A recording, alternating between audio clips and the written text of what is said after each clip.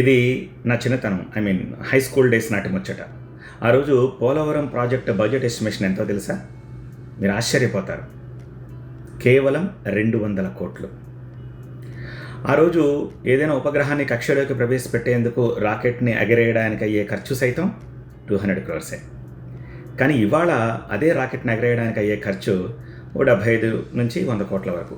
ఇంకా పెద్ద రాకెట్ అయితే 10 ఎక్స్ట్రా అవుతుంది అంతే. కానీ పోలవరం 50,000 కోట్లు.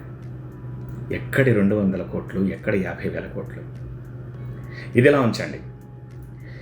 పోలవరం ప్రాజెక్ట్ అక్కడే కట్టాలా లేకపోతే ఇంకెక్కడైనా కట్టాలా అనేది నిర్ధారణ చేసేందుకు ఒక కమిటీ వేశారు కదా. ఆ కమిటీ రాజమండ్రి నుంచి జీపుల్లో ఏటిగట్టు మీద నుంచి పోలవరం వెళ్ళడానికి అయిన ఖర్చు 200 కోట్ల పైమాట అయి ఉంటుంది. అది మనం చేసింది. ఇదిలా ఉంచండి. మా ఫాదర్ హై స్కూల్ డేస్ నాటి ముచ్చట. అప్పుడెంతో తెలుసా పోలవరం బడ్జెట్ ఎస్టిమేషన్? మీరు నమ్మరు.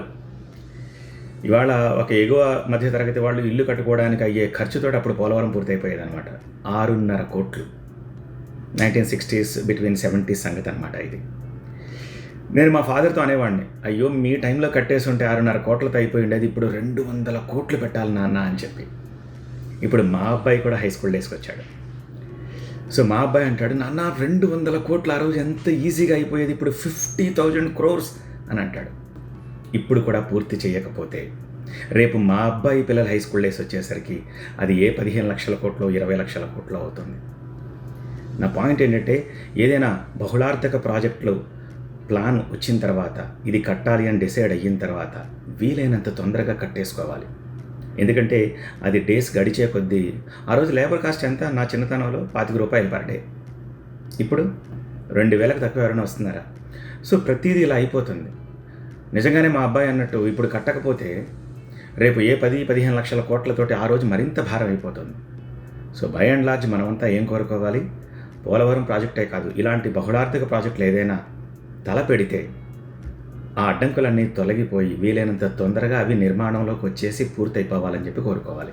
మన దగ్గర ఏమీ చైనా సిస్టమ్ కాదు కదా. ప్రభుత్వాలు మారిపోతూ ఉంటాయి, మళ్ళీ గేర్ చేంజ్ అయిపోతుంది, స్పీడ్ తగ్గిపోతుంది, ఒక్కొక్కసారి కుదేలైపోతుంది, మళ్ళీ కదలడానికి ఇబ్బంది పడుతుంది. So that is the reason ఇంత టైం పట్టింది.